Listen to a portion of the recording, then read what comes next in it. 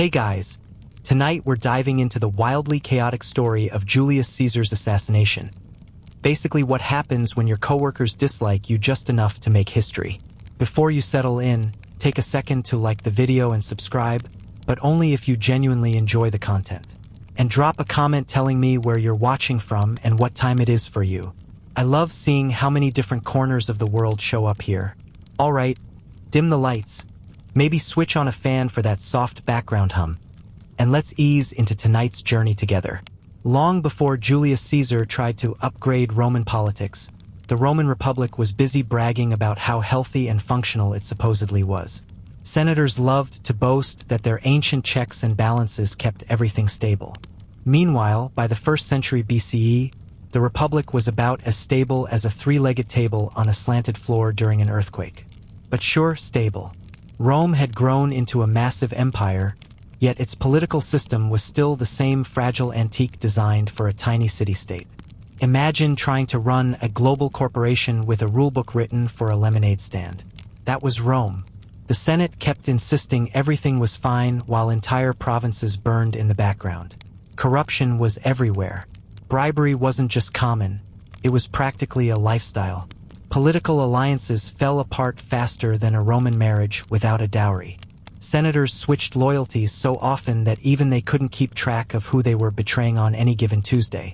The Republic wasn't dying. It was performing a dramatic and honestly terrible impression of being alive. Enter Julius Caesar, charismatic, ambitious, frighteningly competent, and carrying more political energy than an entire Senate full of men whose closest brush with danger was a hunting accident. Caesar didn't gently join the system. He crash-landed into it with reforms, popularity, and an ego large enough to be seen from Gaul. To ordinary Romans, he became the hero they didn't realize they needed. He reduced debts, distributed land, expanded citizenship, and threw massive public games because nothing wins over a crowd like free entertainment. The people adored him so much that the Senate began experiencing symptoms of a new medical condition: widespread panic. To them, Caesar was a walking red flag. Not because he was dangerous, though he absolutely was, but because he was effective. Roman politicians were used to colleagues who accomplished almost nothing over long stretches of time. Caesar accomplished everything before breakfast. He didn't just challenge the old political order, he exposed how thin it really was. The Republic's institutions weren't collapsing because Caesar attacked them. They were collapsing because he leaned on them just slightly, and suddenly everyone could hear the cracks. Then came the realization that terrified the Senate. Caesar wasn't trying to destroy the Republic. He was revealing how destroyed it already was. And nothing threatens a crumbling old system more than the man who proves it. Before Julius Caesar became Rome's biggest political problem, he was Rome's biggest overachiever. The kind of guy who doesn't just finish the assignment. He rewrites the rubric, redesigns the syllabus, and somehow wins Teacher of the Year. If Rome had a most likely to accidentally become supreme ruler award, Caesar would have hung it right beside his military trophies. Caesar wasn't born powerful. He built everything from scratch: reputation, wealth, alliances, and an impressive collection of enemies. He climbed the Roman political ladder so aggressively that the ladder itself could have filed a workplace complaint.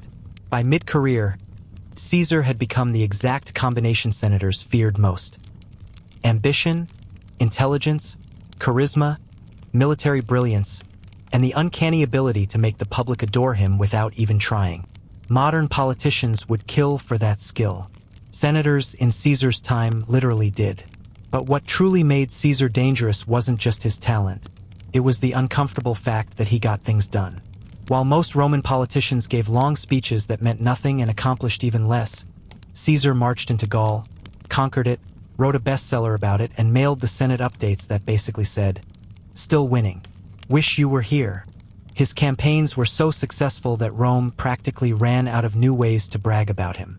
Meanwhile, his soldiers adored him because he shared their hardships, won their battles, and never forced them to sit through a PowerPoint presentation. They followed him not out of duty, but because he was the kind of commander you'd actually trust in a war zone, or at least in a suspiciously quiet forest. The real issue? No Roman in history had ever become that popular that fast. And nothing terrifies politicians more than someone the public likes more than them. Caesar's victories brought him immense wealth, unmatched influence, and legions fiercely loyal to him, which, from the Senate's point of view, was basically a step-by-step checklist for a future dictator. The Senate wanted generals who stayed humble, stayed manageable, and ideally stayed very far away. Caesar was none of the above. He was successful, charismatic, and dangerously close to being unstoppable. When he finished conquering Gaul, he didn't return to Rome with just treasure and glory. He returned with momentum. The dangerous kind. The kind that made senators wake up in cold sweats whispering, "Please, Jupiter, let him retire quietly, or at least move to Spain." But Caesar wasn't retiring. He wasn't slowing down. He was just getting started. And Rome was absolutely not ready. By 50 BCE, Julius Caesar had achieved something uniquely dangerous in Roman politics. He had become too successful to ignore and too powerful to control. The Senate tried to contain him the way you try to catch a tornado with a bedsheet. Caesar had armies, victories, popularity, and ambition, which, in Roman politics, is basically the same as writing "Please exile or assassinate me" across your forehead. So the Senate came up with their brilliant solution. Order Caesar to disband his army and return to Rome alone, without the legions that adored him. They essentially said, "Come back unarmed. We promise we won't hurt you." Caesar, being smart, recognized this for what it was, the political equivalent of "come into the alley. We just want to talk." Meanwhile, his enemies, Pompey and the Optimates, gathered in Rome sharpening their legal daggers, eager to prosecute him the moment he stepped foot inside the city. Not because he was uniquely guilty, though he definitely had his moments, but because removing Caesar meant restoring their own power. They feared him not for his crimes, but because nobody looked impressive standing next to Julius Caesar. So in 49 BCE, Caesar stood at the edge of the Rubicon River, staring across like a man debating whether to press send on a very reckless text message. Roman law was clear. A general crossing into Italy with an army meant treason, civil war, and chaos. No takebacks. Caesar paused, took a breath, and crossed anyway. Legend says he declared, "Alia iacta est." The die is cast. A more accurate translation might be, "Well, here we go." With that single step, Caesar declared open defiance. The Senate panicked. Pompey panicked. Basically, everyone panicked except Caesar. And he didn't panic because he had the one thing Rome feared most: confidence backed by competence. As he marched south, cities surrendered immediately. Some welcomed him. Others hid behind curtains pretending they weren't home. Caesar wasn't just crossing a river. He was crossing into political immortality. That moment shattered the illusion that the Republic was in control. Caesar made it clear, if the Senate wanted a fight, he'd give them one. And he would win. The Rubicon wasn't just a river. It was Rome's final warning. And Caesar stepped over it like a man running late for his destiny. Once Julius Caesar crossed the Rubicon, the Roman political class collectively entered what historians might call severe meltdown mode. Their plan to intimidate Caesar into surrendering collapsed instantly, mostly because Caesar refused to behave like someone who understood he was supposed to lose. Meanwhile, Gnaeus Pompeius Magnus, Pompey the Great, stepped forward as Rome's designated hero. It sounded impressive, except Pompey was no longer the unstoppable general he used to be. At this point, he was basically Rome's version of a retired celebrity attempting a comeback tour.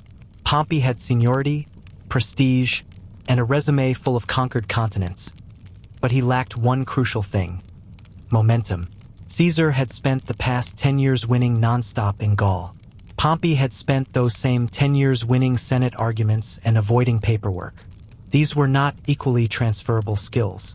Still, the Senate pinned all their hopes on him. They handed Pompey command of Rome's armies and simply said, "Fix this." Pompey, realizing he was not emotionally prepared to fight Caesar on short notice, did what any self-respecting military leader would do. He evacuated Rome immediately and insisted it was part of the plan. His grand strategy? Retreat to Greece, gather reinforcements, and fight Caesar from a comfortable distance. Preferably a very comfortable distance. Caesar didn't need reinforcements.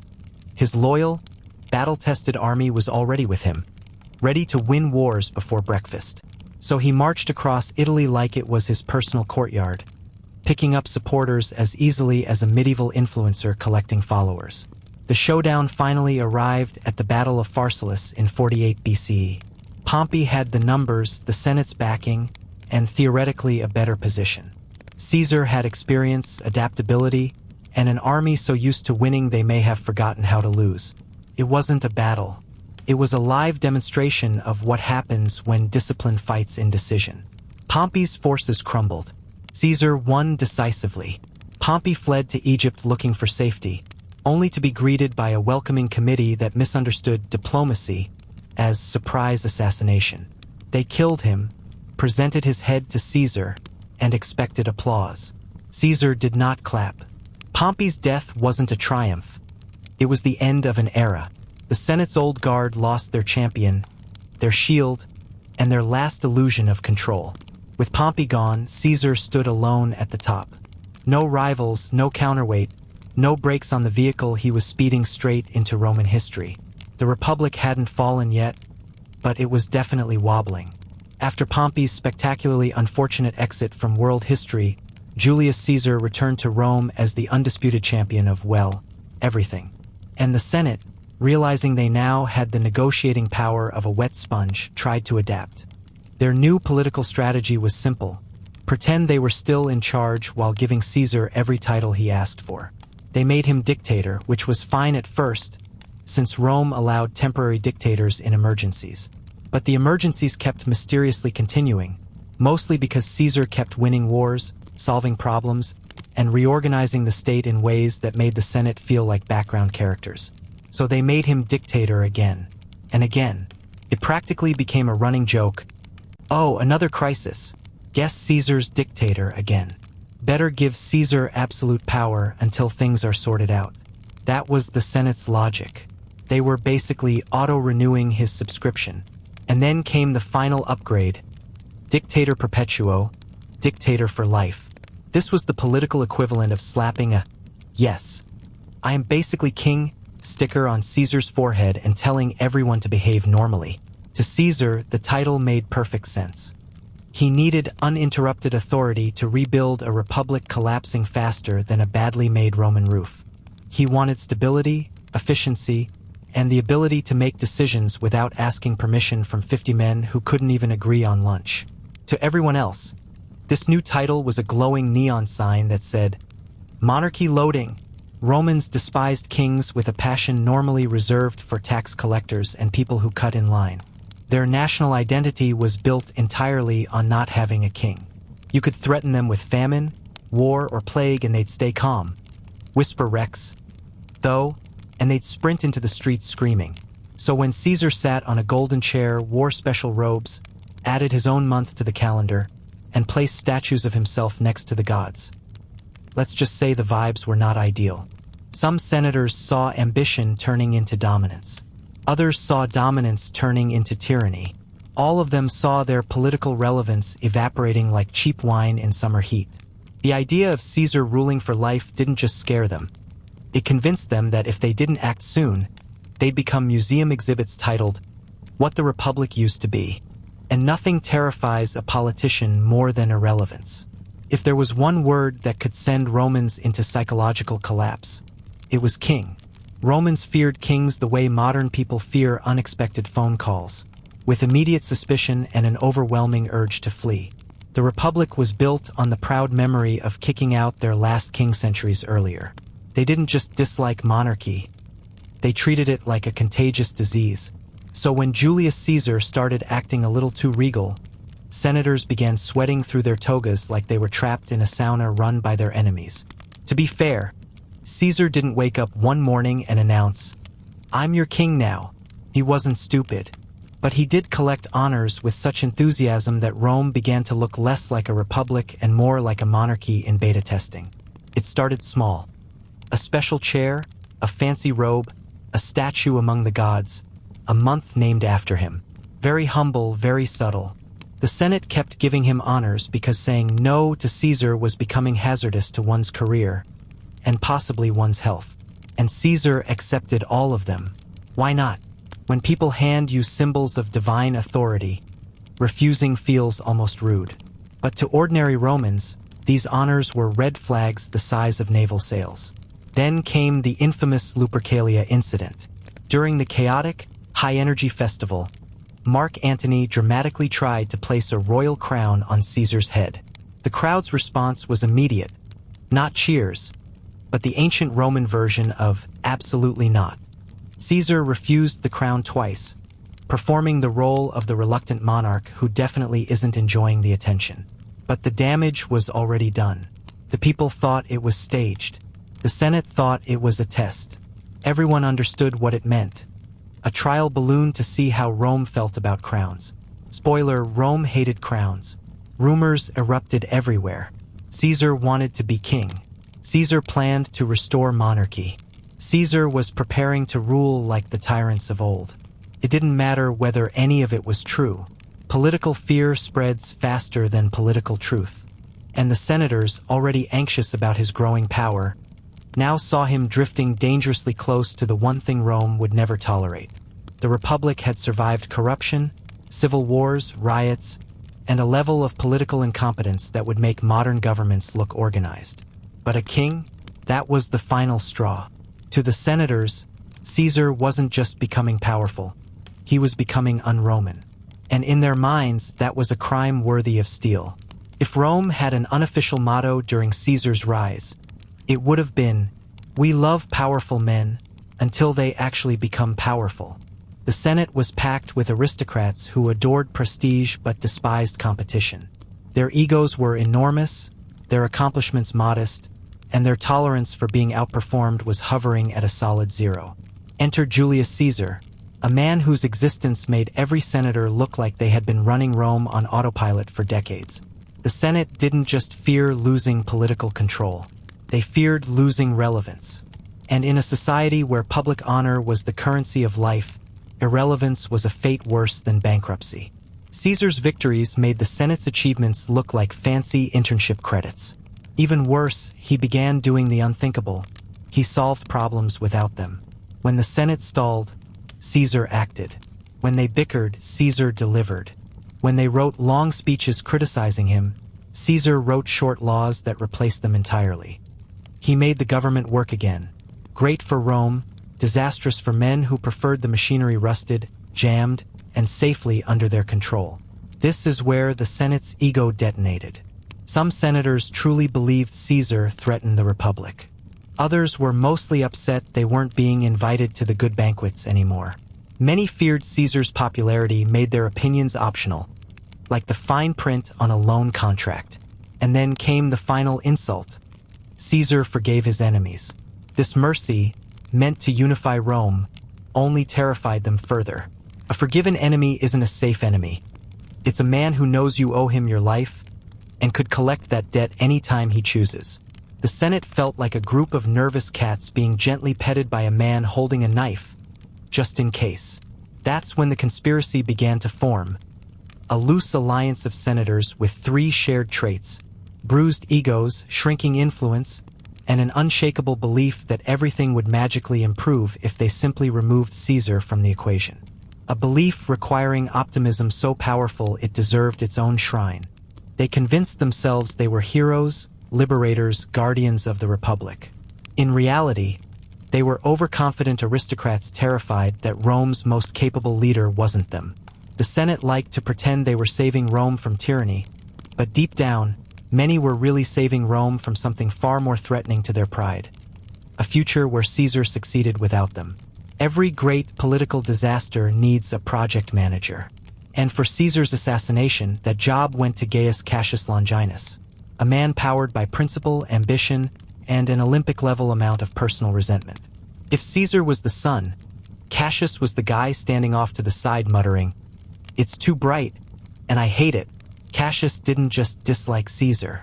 He wasn't a mild critic or an irritated coworker.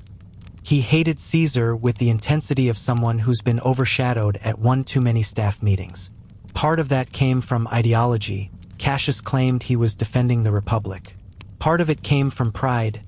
Caesar's rise made Cassius look like a background character. and a surprising portion came from pure jealousy. Cassius genuinely believed he was the better general, the better politician, and probably the more entertaining dinner guest. History, however, disagreed loudly. But Cassius had something dangerous. He was smart. Not the strongest senator, not the most beloved, but he had one skill every conspiracy depends on: the ability to recruit people willing to do the risky parts. He could walk into a room full of nervous nobles and walk out with 3 new volunteers and a tentative timeline for regime change. He started assembling a coalition of senators who shared 2 traits: fear of Caesar and extremely high self-esteem. Luckily for him, Caesar's popularity had created plenty of men who felt overshadowed. Cassius tapped into their insecurity like a motivational speaker, except instead of telling them to chase their dreams, he convinced them to commit politically motivated murder. Still, Cassius knew the plot needed something vital: legitimacy. It needed a face the public actually respected. It needed Brutus. Marcus Junius Brutus descended from the man who overthrew Rome's last king. His family name shouted "Protector of the Republic," the way modern brand names shout influencer sponsorships. If Brutus joined the cause, the conspiracy would instantly upgrade from a grumpy aristocrat stabbing club into something that looked like a noble crusade. So Cassius went after Brutus relentlessly, complimenting his virtue, praising his wisdom, and gently hinting that Caesar was acting just a little too king-like for comfort. Cassius was basically history's first political influencer, sliding into Brutus' mental DMs with messages like, "Hey, want to help save Rome?" He didn't invent the conspiracy, he organized it, branded it, and gave it moral packaging. Without Cassius, Caesar might have enjoyed a longer life. With Cassius, the Senate suddenly had a plan. Reckless, dramatic, and destined to fail long-term, but still a plan. If Cassius was the brain of the conspiracy, then Marcus Junius Brutus was the moral window dressing, the decorative fig leaf hiding the uncomfortable truth that the plot was mostly powered by ego, fear, and deep professional jealousy. Brutus didn't join because he was ruthless. He joined because everyone kept telling him he was supposed to. Brutus was intelligent, philosophical, and idealistic, the kind of man who quoted Plato while other senators were still arguing about seating charts. His reputation for virtue was legendary. People practically assumed he woke up every morning glowing with civic righteousness. If Rome held a poll for most likely to die for the Republic, Brutus would win without competition. Cassius knew all this and exploited it like a marketing expert. He didn't need Brutus for his strategy. Brutus was not exactly a tactical genius. He needed him because Brutus made everything look respectable. If Brutus said, "Yes, let's stab the dictator," then surely that meant it was the noble thing to do. And unfortunately, Brutus believed that. He agonized over the decision. Caesar had shown him friendship, trust, and political favor. But Brutus carried a heavy legacy. He was descended from Lucius Junius Brutus, the man who expelled Rome's last king. In Rome, family legacy wasn't just important, it was practically a second skeleton, and Brutus carried his like a burden. Everywhere he went, people whispered, "Your ancestors saved the Republic. So, what exactly are you doing?" Cassius leaned into that pressure with all the subtlety of a battering ram. He warned Brutus that Rome was on the edge of monarchy. He hinted that Caesar viewed Brutus like a son. And then he delivered the deadliest rhetorical question in political history. What would your ancestor think of your silence? That was the breaking point. Brutus convinced himself that killing Caesar wasn't personal. It was patriotic. He framed it as a philosophical duty, a moral act, a sacrifice for Rome. It all sounded noble until you remembered Caesar trusted him completely, loved him deeply, and never saw the betrayal coming. Nobility gets messy fast. Once Brutus joined, the conspiracy transformed instantly. Senators who had hesitated now committed. Others who weren't sure if stabbing their leader was appropriate suddenly decided, well, if Brutus thinks it's okay, then it must be fine. Brutus didn't give the conspiracy physical strength. He gave it credibility. He gave it spectacle. He gave it tragedy. And because of that, Caesar's death would echo through history, not just as a political assassination, but as the most famous betrayal ever recorded. History is full of days when the universe quietly whispers, Maybe don't go outside. The Ides of March was one of those days. And Julius Caesar treated every warning like an optional tutorial he couldn't be bothered to finish. The omens started piling up.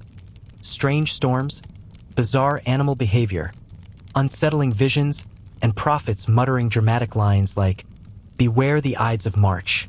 When you hire a professional soothsayer and he warns you about a specific date, the sensible thing is to stay home, order some food, and avoid Senate meetings entirely. But Caesar was not what you'd call a reasonable man. Then came Calpurnia, his wife, who woke up from a nightmare so terrifying it practically launched him out of bed. She saw their home collapsing, blood flowing through the streets, and Caesar dying in her arms. Basically a standard Roman nightmare, except this time she was certain it was a warning. She begged him not to leave the house. She pleaded. She scolded.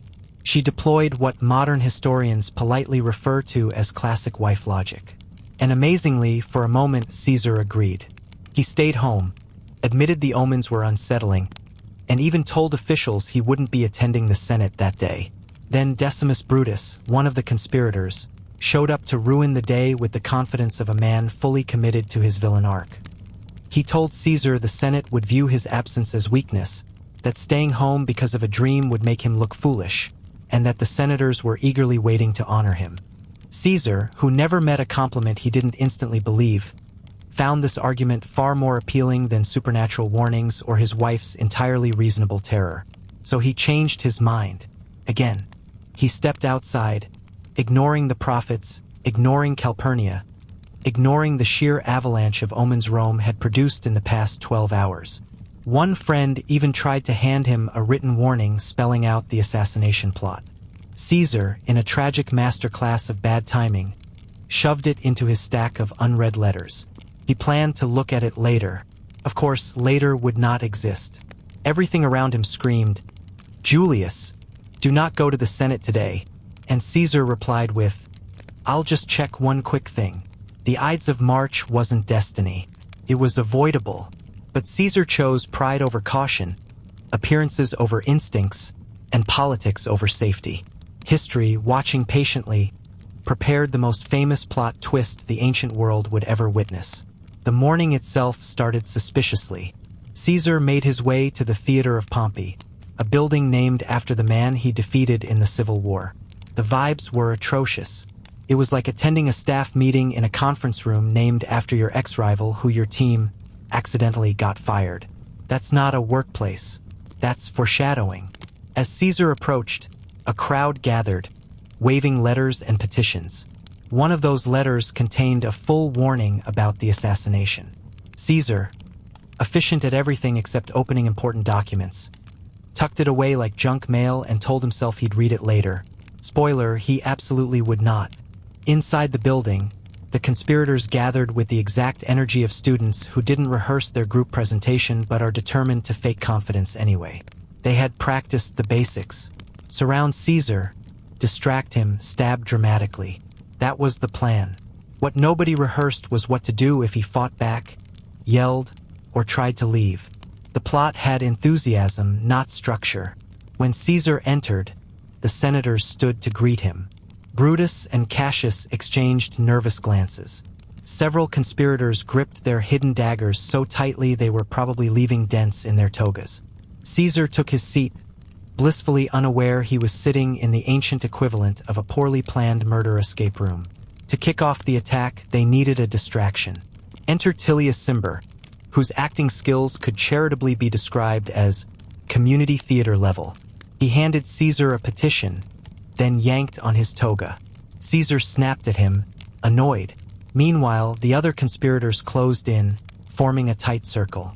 This was the moment Caesar could have looked around and asked, "Why is everyone standing within stabbing range?" But he trusted these men. He had pardoned most of them, promoted some, and even dined with them. Trust, unfortunately, is the leading cause of dramatic historical downfalls. As the circle tightened, whispers grew, hands shifted, and shifty eyes darted. Anyone paying attention would have noticed the scene looked about as natural as a pack of wolves trying to casually mingle with a sheep. The meeting wasn't a meeting at all. It was an ambush in ceremonial disguise, and Caesar sat in the center like a man about to learn the world's most painful lesson in workplace safety. The plan was simple: surround Caesar, create a distraction, and deliver the first stab cleanly and quickly. Unfortunately, the conspirators didn't account for one crucial variable. Casca, the man assigned to make the first move, was terrible at murder. He stepped behind Caesar, dagger hidden in his toga, the weight of history on his shoulders. He had one job: stab the most powerful man in Rome. You'd think he'd aim for something important: heart, lungs, anything medically meaningful. Instead, he panicked and stabbed Caesar in the shoulder. The ancient equivalent of poking someone with a fork and shouting, "Aha!" Caesar reacted exactly as anyone would. He whipped around, grabbed Casca's arm, and yelled the Roman version of, "What do you think you're doing?" Casca, now painfully aware of his incompetence, called for backup in the least intimidating way possible. "Brother, help!" The other conspirators lunged, daggers out, suddenly committed to the group project they hadn't fully embraced during planning. Chaos erupted instantly. Chairs toppled, togas tangled, and senators who weren't part of the plot fled at Olympian speed. Caesar fought back fiercely. Despite being unarmed and surrounded, he was a battle-hardened general who had faced armies, pirates, and an entire senate full of critics. He grabbed Casca's dagger, shoved another attacker away, and shouted like a disappointed father scolding unruly children. The conspirators kept coming. Daggers flashed, arms swung wildly. Most of Caesar's wounds were accidental, inflicted by nervous senators stabbing blindly in a crowded room. What was supposed to be a decisive, elegant, symbolic act had turned into a chaotic group panic with sharp objects. Caesar stumbled, tried to escape, and saw familiar faces among his attackers. Men he had pardoned, trusted, and elevated. Each blow cut both physically and emotionally. The assassination was turning into a messy celebrity mob scene at a poorly supervised fan meet and greet. But the real devastation was about to arrive in one face Caesar never expected. Amid the chaos, dodging blows and grabbing wrists, Caesar saw him: Marcus Junius Brutus. The sight of Brutus stepping forward hit Caesar harder than any dagger. Up to that moment, this wasn't personal. Chaotic, treacherous, wildly unprofessional. Yes, personal, not yet. Brutus was someone Caesar deeply trusted, possibly loved, and certainly protected. He had forgiven him after Pompey's war. He had promoted him. He had treated him like a son, whether biologically or symbolically. So when Brutus raised his dagger, something inside Caesar broke before his body did. Ancient sources disagree on Caesar's last words. Some say Greek, some Latin, others say he said nothing at all. But the iconic line "Et2, Brute," survives because it captures the emotional truth better than any historian ever could. Not "how dare you," not "traitor," not "security really failed today." No, it's simply "you too." The devastating recognition that the betrayal was total. Dry humor aside, it was the ancient Roman equivalent of discovering your best friend joined a group chat created solely to complain about you. Once Caesar saw Brutus among the conspirators, the fight drained from him. He stopped resisting. He pulled his toga over his head, part dignity, part shield, part "I'm done with this meeting." From a man who had survived shipwrecks, mutinies, civil wars, pirates, political scandals, and 10 years of non-stop combat, the surrender was shocking. But betrayal cuts deeper than steel. With Caesar no longer fighting back, the conspirators' courage surged. Daggers kept coming, clumsy, frantic, and often hitting each other more than their target. When it was over, Caesar had 23 wounds. According to the autopsy, only one was actually fatal. The others? Historical participation points. Meanwhile, Brutus stood in tragic silence, convincing himself this was noble, philosophical, patriotic. But even he must have felt the weight of what he'd done. Killing Caesar didn't save the Republic. It destroyed the one person strong enough to hold it together. In that moment, the conspirators thought they had freed Rome. Instead, they had created a martyr. The Republic was bleeding, and the Empire was already waking. When the conspirators finished stabbing Julius Caesar, they expected a standing ovation. They imagined marching out of the Senate chamber like heroes in a patriotic stage play, cheered by crowds, showered with gratitude, maybe even offered complimentary triumph parades. After all, they believed they had just saved the Roman Republic from tyranny. Reality, however, had other plans. The moment the deed was done, the conspirators burst out of the Senate building shouting, "Liberty! Freedom!" as if Rome had been waiting all morning for their dramatic entrance. Instead of applause, there was silence, confusion, awkward staring, the kind of energy you get when someone tries to start a party and discovers no one brought snacks. The Roman public did not trust these men. They knew Caesar. They liked Caesar. He gave them debt relief, food, games, stability, and, most importantly, results. Most senators? Long speeches and higher taxes. So when the conspirators proudly announced they had saved Rome, the people responded with the ancient Roman equivalent of, "Did we ask you to do that?" Panic spread quickly. Shops closed. Doors shut. People ran indoors. Rome wasn't celebrating. Rome was bracing for civil war because historically, assassinating powerful men tends to have consequences. The conspirators suddenly realized they had a marketing problem. They had no plan for what came next. They hadn't even agreed on who would lead after Caesar's death. Their grand strategy was basically, kill Caesar, Republic magically restored. Step 2, that one really needed work. Then came the funeral, the moment that demolished whatever hope remained. Mark Antony, a master of dramatic timing and emotional manipulation, delivered a eulogy that could have sold tickets. He showed Caesar's blood-soaked toga to the crowd, pointed at the stab holes, and insisted he wasn't angry, just disappointed.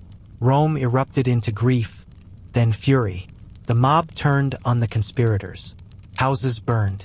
Statues of Caesar were adorned with flowers. People shouted for justice, and by justice they meant revenge. The so-called liberators suddenly found themselves hiding behind locked doors, wondering how their brilliant plan had unraveled faster than a cheap toga in the rain. In killing Caesar, they didn't save the Republic. They destabilized it completely. They lit the fuse of civil war. Rome didn't gain freedom. It lost its last chance at peaceful reform. And the men who claimed to preserve the Republic had just ensured its destruction. By the time they realized their Save the Republic plan had the structural integrity of a wet papyrus scroll, it was too late. Julius Caesar was dead, Rome was furious, and the political vacuum he left behind was large enough to swallow the entire Senate whole. The conspirators had assumed that once Caesar was gone, the Republic would magically return to its golden age. Instead, Rome behaved exactly like a state that had just watched its most competent leader get stabbed 23 times by men who couldn't plan an escape route. Into this chaos stepped a quiet, calculating 19-year-old Gaius Octavius, better known as Octavian, Caesar's adopted son and heir. The conspirators barely noticed him at first. They thought he was a polite teenager, delicate health, no real power. Cute, adorable, harmless. Big mistake. Octavian had all of Caesar's intelligence with none of his mercy. While the conspirators bickered over who should speak at public meetings, Octavian quietly built alliances, won supporters, and took control of Caesar's armies. He didn't shout about liberty or rally mobs. He rolled up his sleeves and did politics the way Caesar did war, efficiently and with terrifying precision. Then there was Mark Antony, Caesar's loyal friend and veteran general. Antony wanted to avenge Caesar, seize power, and perhaps drink his way through half the Mediterranean in the process. Eventually, Antony and Octavian realized they hated the conspirators more than each other. So they formed an alliance, the Second Triumvirate, essentially a legally sanctioned revenge club with state funding. Their first order of business: hunt down every last conspirator. Brutus and Cassius fled east, gathered armies, and prepared for a grand ideological showdown. Instead, they were crushed at the Battle of Philippi, a defeat so total both chose suicide over capture. The dream of a restored republic died with them. Rome no longer had liberators. It had losers.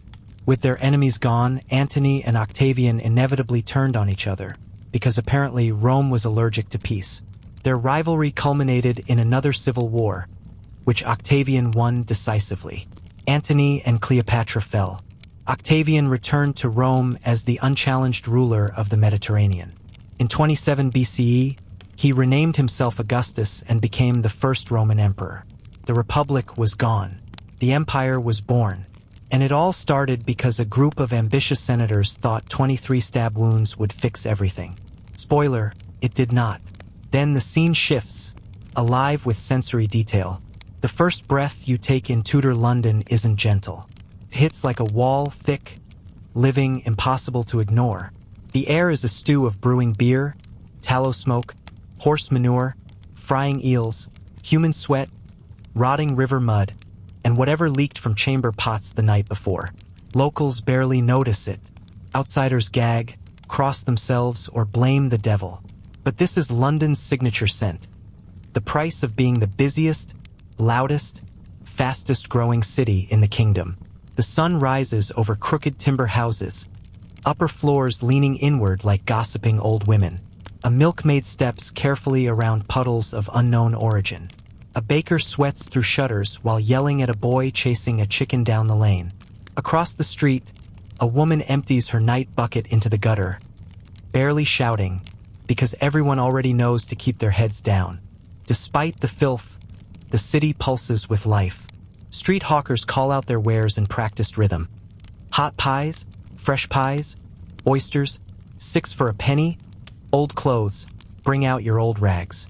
Their voices overlap, creating chaotic music that defines a London morning. Carts rumble across cobblestones, hauled by horses as tired as their owners. Apprentices sprint through alleys, dodging dogs, drunks, and the occasional runaway pig. Every alley is a competition of speed and noise, as if the city itself is racing to be heard first. Rising smoke blends with river fog, softening the scene, hiding the city's rough edges, at least until the day fully brightens. Then the truth appears. Peeling paint, muddy streets, patched roofs, and signs swinging noisily in the wind. It isn't beautiful, not in the gentle countryside way, but it is alive, endlessly alive. Follow the smell, strong enough to guide even the blind, and you reach the realm of the fishmongers. Their stalls cluster near the Thames, along streets close to Billingsgate, where the river brings opportunity and chaos in equal measure. Here, the fish trade rules everything. The noise, the labor, the rhythm of the day. It all blends into a living pulse that never stops. Before the sun has fully climbed, the alleys are already packed. Crates of wriggling eels, slippery haddock, gleaming salmon, and shellfish piled so high they seem to glare back at anyone daring to approach. The fishmongers themselves are a breed apart. Hands permanently scented with salt water and guts, aprons stiff with scales, voices loud enough to drown out the church bells.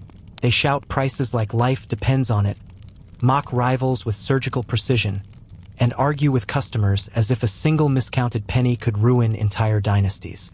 But beneath the bluster lies skill honed by years of chaos. They can gut a fish in seconds, identify freshness by touch, and read a buyer's purse before a word is spoken. Apprentices run beside them like frantic shadows, baskets bending their backs. A single slip, a dropped sturgeon, a cracked container of oysters, and curses rain down, sometimes paired with a slap or public humiliation. Yet many rise through the ranks because fish is more than food. It is currency. Taverns live on it. Inns depend on it. Even the poorest households stretch pennies for salted herring, the unofficial meal of the working class. Around the stalls, the ground is forever wet. Scales cling to shoes, guts flow into gutters, and gulls will overhead like opportunistic thieves, ready to snatch whatever escapes notice. Cats dart between barrels, rewarded for patience by careless children or exhausted workers. The noise is relentless. Sloshing water, clattering knives, traders yelling, buyers haggling. Yet it is more than commerce. It is spectacle. People linger just to watch. Housewives gossip longer than necessary. Travelers study the stalls like anthropologists observing a ritual. Even nobles in plain cloaks sometimes slip through, captivated by the theater of it all. By mid-morning, the fresh catch is gone. Remaining fish are salted, smoked, or set aside for tomorrow. Fishmongers rest their throats, apprentices scrub the stones, and the river breeze sweeps through, carrying the scent of the next tide, and the promise that tomorrow's battle will begin before dawn, just as today did. Even on warm, sunny days, the city holds a shadow in its narrow lanes, the memory and constant threat of plague.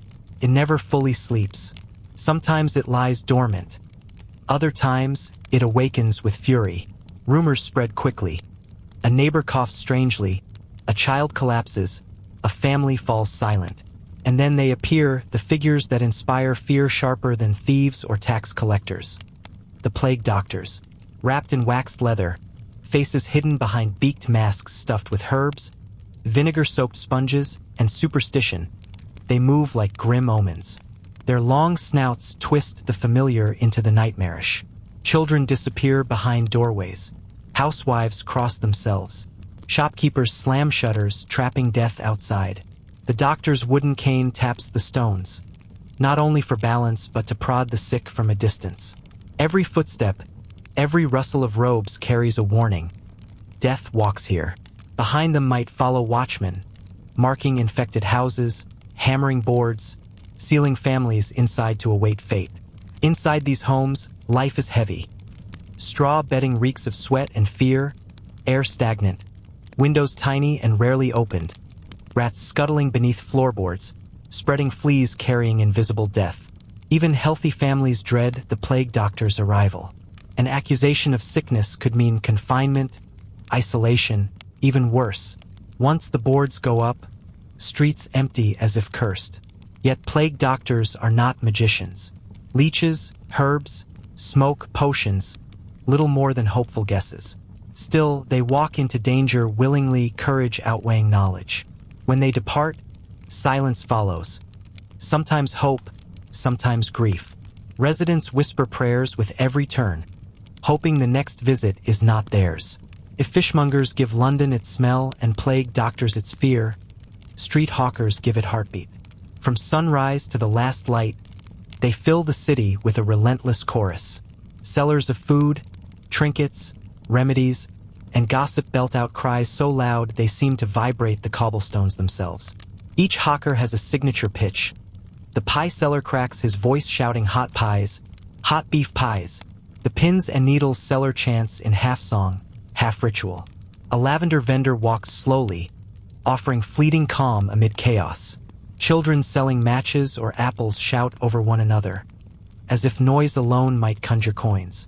These hawkers move like fish through the crowded alleys, nimble, relentless, aware of every obstacle.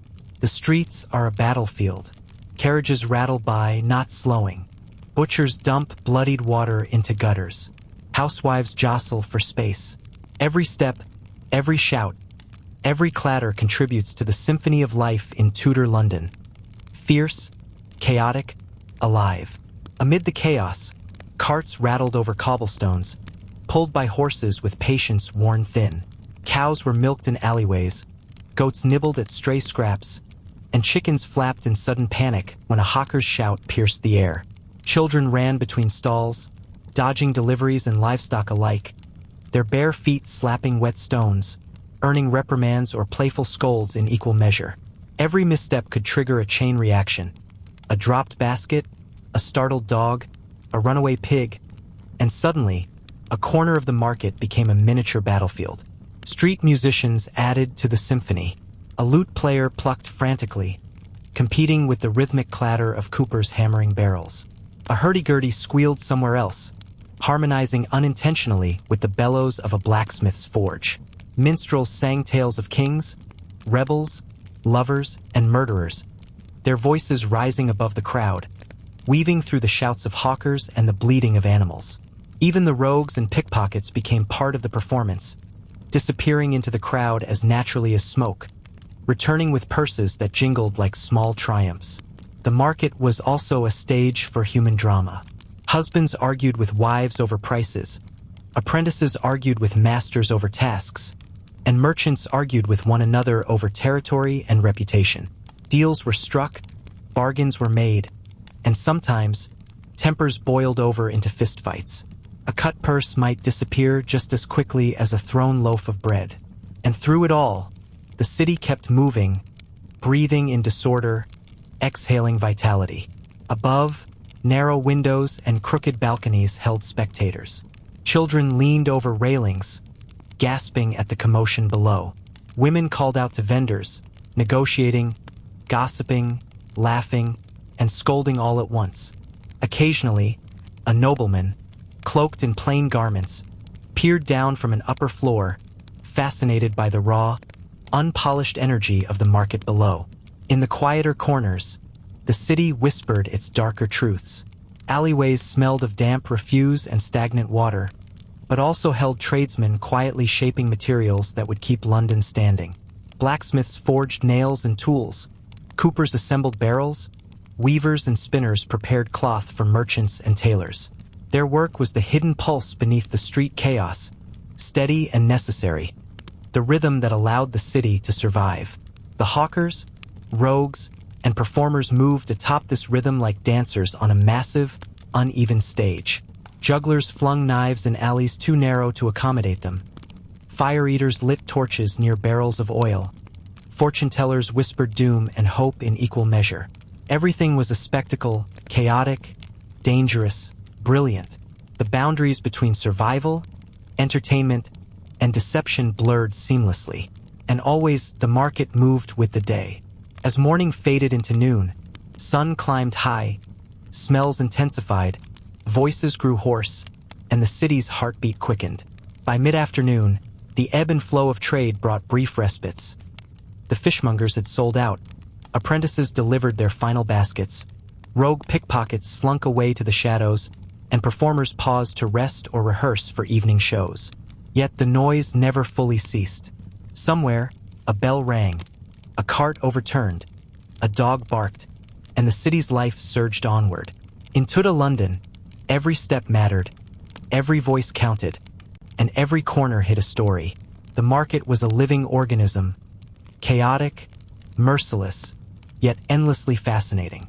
Survival depended on agility, cunning, and stamina, but thriving demanded charisma, courage, and a bit of luck. And for those willing to navigate its wild streets, it offered not just food, trade, or spectacle, but a raw, unfiltered taste of London itself. Vibrant, perilous, and utterly alive. They learned leverage, balance, and technique as naturally as breathing. Every tumble was a lesson, every hold a test of strength and courage. Shouts echoed across the open palestra, mingling with the thud of bodies hitting the dirt. Pain was neither insult nor injury, it was feedback. Weakness was visible, and the only acceptable response was to rise, stronger and more determined. Spartan girls grappled with the same intensity as their brothers. Their bodies honed, their reflexes sharpened, their minds trained to anticipate, to react, to dominate. The lessons extended beyond wrestling mats. Every day brought challenges designed to build resilience. Girls carried water and supplies across uneven terrain, lifted weights heavier than themselves, and ran drills under the watchful eyes of mothers and trainers alike. The sun was relentless, the wind uncooperative, the terrain unforgiving, yet no complaint was tolerated. Strength, endurance, and fortitude were inseparable from virtue. Every task, every exertion, every small triumph reinforced the Spartan belief that a capable woman was a cornerstone of the polis. Education in Sparta was never purely physical. Girls were also taught the principles of strategy, civic duty, and loyalty. History, law, and the stories of legendary Spartans were not abstract lessons. They were examples to emulate, blueprints for action. A Spartan girl learned that courage in childbirth mirrored courage on the battlefield, that wisdom guided strength, and that fear was a tool to master, not a condition to hide from. She was expected to know her city, understand its threats, and act decisively if called upon. This combination of rigorous physicality, mental discipline, and civic indoctrination produced women unlike any elsewhere in Greece. They ran faster, lifted more, wrestled harder, and endured longer. Yet they also carried themselves with the calm confidence of someone who knew her place in the larger machinery of Sparta. Every glance, every gesture, every word reinforced the unspoken truth. She was part of something far greater than herself. Her body was her instrument, her mind her guide, her loyalty her purpose. By the time a Spartan girl reached maturity, she was not merely a daughter. She was a mother-in-waiting, a citizen, a guardian of the city's values. Her upbringing ensured that when the time came to bear warriors, she would do so with the same endurance and resilience that had defined her entire life. She would raise children who could survive the harshest winters, endure the cruelest campaigns, and uphold the ideals that had made Sparta formidable. Strength, endurance, discipline, and courage were inseparable from her identity. In Sparta, nothing was sentimental. There were no gentle lullabies or idle afternoons. Play was training, laughter was resilience, pain was education, and survival was both a lesson and a duty. From the first breath to the first fall, to the first victorious stride and every throw and grapple that followed, a Spartan girl was molded for a singular purpose: to ensure that her city endured and that Sparta remained strong, unyielding, and unconquerable. The festivals were part education, part performance, and part courtship. Every sprint, throw, or grapple displayed not only skill but character. Girls learned to meet eyes confidently, to hold themselves with quiet authority, to move with intention and grace. Observers, elders, warriors, visiting diplomats, even foreigners, saw evidence of Sparta's future in each stride and every throw. These public displays were as much about proving loyalty to the city as beyond athletics. Spartan girls were expected to practice self-discipline in all things. Meals were measured for nutrition and moderation. Sleep was regulated to ensure stamina. Even conversation was trained. A girl learned to speak precisely, to weigh her words, and to listen as attentively as she acted. Oversight was constant. Mothers, nurses, and instructors monitored posture, gait, facial expression, and tone. A slackened shoulder, a hesitant glance, or a timid voice was corrected immediately. Strength and confidence were inseparable from obedience to Spartan ideals. By adolescence, the transformation was clear. Spartan girls walked differently. Their steps were deliberate, their eyes alert, their movements fluid and controlled. They could sprint with the swiftness of hunters, wrestle with the precision of trained soldiers, hurl javelins with power and accuracy, and dance in formation that rivaled the precision of military units. They spoke boldly, debated fiercely, and commanded attention without needing permission. A visiting Athenian woman might describe them as arrogant. A Spartan would call them ready. Spartan girls were trained to understand consequences. In every race, every wrestling match, every javelin throw, every chorus performance, failure was a lesson, not shame. Losing wasn't dishonor, but stagnation was unacceptable. Progress, improvement, and resilience were valued above pride. Every success was celebrated, but every mistake demanded reflection and correction. This combination of athletic training, mental discipline, education, and public visibility produced women capable of influencing the city's future directly. By adulthood, they were not merely wives and mothers, they were custodians of Spartan society. They could own land, manage estates, oversee helot labor, and ensure that Spartan laws and ideals were transmitted to the next generation. They could inspire, command, and resist with a confidence rare in the ancient world. Their strength, both physical and mental, made them indispensable to the city's military, political, and social systems.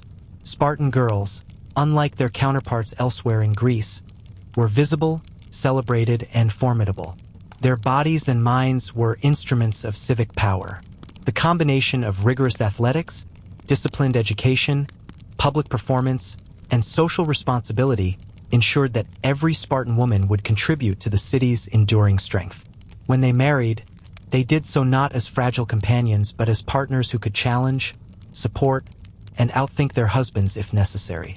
They bore children not merely as mothers but as the guardians of Sparta's next generation of warriors. Their resilience, courage, and intelligence were woven into the fabric of the state itself.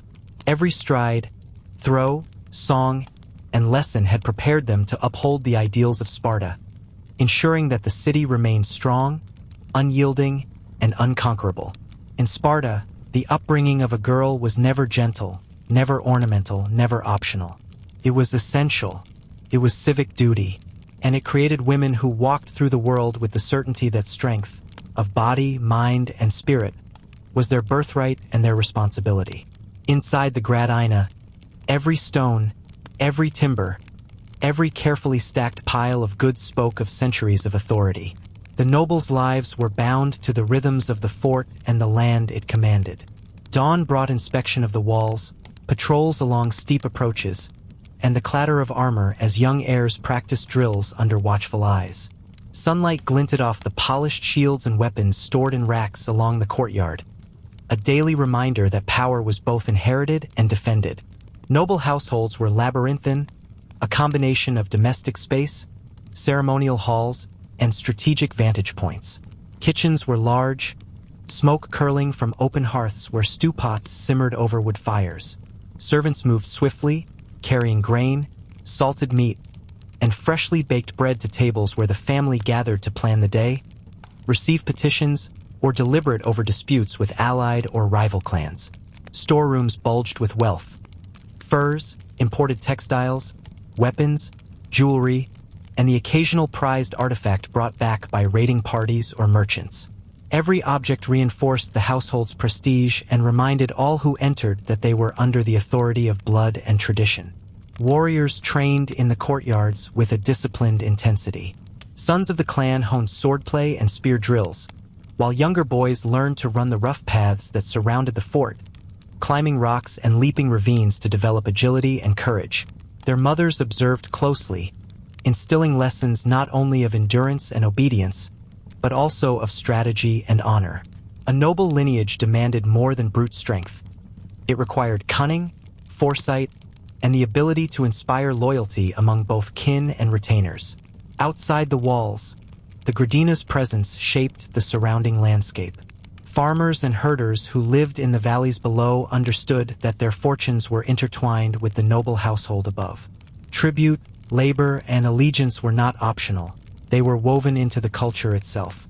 Festivals and seasonal gatherings often saw nobles descend to the lower slopes, showcasing generosity, hosting competitions, and demonstrating martial skill. These events reinforced hierarchy while also reminding everyone that the clan's strength was visible, performative, and absolute. Diplomacy, too, was an art taught from birth. Daughters were raised to understand the subtleties of alliance. They observed negotiations, noted gestures, and learned to speak with both deference and quiet authority. Marriage, as in Sparta, was not a romantic endeavor. It was political currency.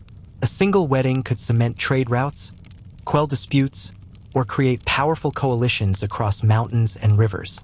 Sons were similarly educated, not just in warfare, but in the management of resources, the enforcement of law within the clan, and the orchestration of tribute from neighboring settlements. Even leisure reflected status and purpose. Archery competitions, hunting expeditions, and mounted exercises were both entertainment and training. The nobles' children learned that skill was inseparable from reputation. A missed shot, a slow mount, or a stumble in the forest carried consequences, not punishment in the strictest sense, but the quiet loss of respect that would follow them for seasons to come. Success, on the other hand, was rewarded with prestige, authority, and occasionally public ceremony. Every visitor who ascended the steep paths to a gradina understood the message before they saw the household. Power lived here, in stone, blood, and muscle. Wealth was not merely stored, it was displayed. Status was not whispered, it was proclaimed. The hills themselves became instruments of control. From these heights, the nobles observed, judged, and directed the flow of trade, labor, and allegiance. Even the landscape conspired with them. Steep cliffs, dense forests, and treacherous passes amplified their authority, making intrusion costly and control unmistakable. At night, the gradina transformed. Torches illuminated walls and terraces, casting shadows that danced like specters over the stone. The wind carried the scent of wood smoke, livestock, and distant salt from the Adriatic. Guards patrolled the battlements, listening for the slightest sound, while inside, family and retainers shared stories of ancestors' triumphs and lessons learned from past conflicts. Every narrative, every ritual, every object reinforced the idea that nobility was not simply a title. It was a responsibility, a performance, and an unbroken chain stretching back through generations. For the Irian noble, existence was both public and performative, disciplined and relentless. Strength, vigilance, and strategy were taught from cradle to adulthood, just as in Sparta, but here it intertwined with wealth, ancestry, and the mastery of both terrain and trade. The Gradina was not just a home. It was the heartbeat of a clan, a fortress of lineage, and a declaration to all who dared approach. Here, power is inherited, displayed, and defended with every stone, every sword, and every drop of blood. Even as the centuries passed, the mountains and coastlines of Uria whispered the presence of its aristocracy. Paths carved by warriors' boots, harbor walls shaped by skilled hands, and terraces built into jagged cliffs remained, testaments to generations who had claimed dominion over both land and sea. The memory of the Gradina persisted not only in stone but in the stories of the people who lived under their shadow. Every river crossing, trade route, and hidden pass carried a tale of negotiation, conquest, or defiance, ensuring that the authority of Irian nobles extended far beyond the fortifications themselves. The Adriatic continued to gleam like a mirror of their ambition.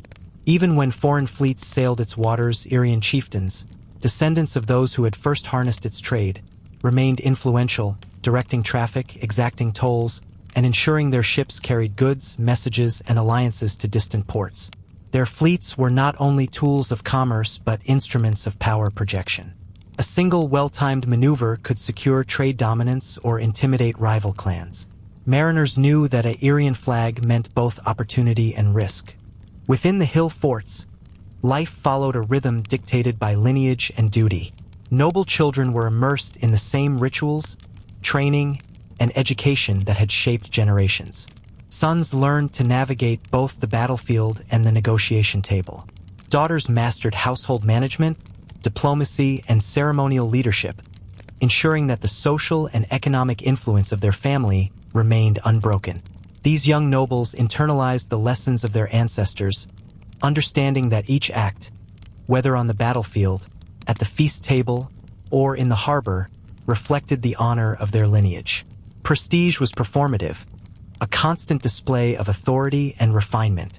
Ceremonial gatherings blended martial pageantry with intricate social signaling. Drums and horns echoed across terraces as warriors demonstrated their prowess. Noble women paraded with amber necklaces that glittered like captured sunlight, and gold fibula-pinned cloaks in a show of wealth and taste. Every gesture was deliberate. Every exchange, every raised cup, every word spoken in a council or banquet had weight. Outsiders were struck by the clarity of hierarchy and the efficiency of power in Irian society. Burial practices immortalized the nobility. Tumuli, richly furnished graves, and ritualized ceremonies ensured that a noble's status transcended life itself. Weapons bent in symbolic death, golden bracelets, and amber ornaments accompanied the deceased, marking them as enduring participants in a lineage that valued strength, strategy, and continuity. These burial sites were not silent monuments. They were instruments of memory, teaching future generations about the expectations of their bloodline and the responsibilities of nobility. Even under Roman domination, the Irian elite retained echoes of this independence. Some families integrated into Roman administration, but their identity, shaped by centuries of autonomy, negotiation, and martial skill, remained distinct. Their children carried both the legacy of Irian traditions and the tools to navigate a new imperial world.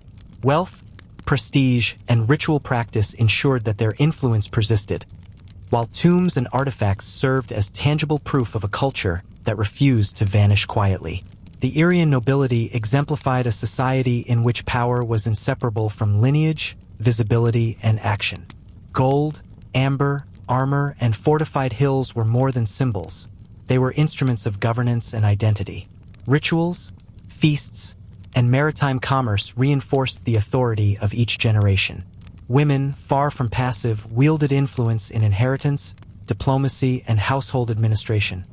ensuring that the continuity of power rested on competence as well as blood. In the mountains and along the Adriatic coast, in the gradina perched high above the valleys, in the tombs and treasures buried beneath ancient soil, the Irian aristocracy left a legacy that echoed long after the last sword had rusted and the last fort fallen to time. Their world was one of inherited authority, disciplined strategy, and relentless assertion of prestige. And though centuries have passed, the traces of their society remain, silent, enduring, and eloquent testimony to a civilization that understood that true power was both shown and preserved, in life, in death, and across generations.